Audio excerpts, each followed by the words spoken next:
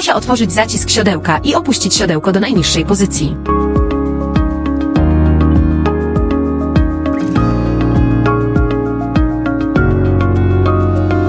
Proszę nacisnąć pedał stopą w dół do określonej pozycji, a hulajnoga automatycznie przechyli się w dół.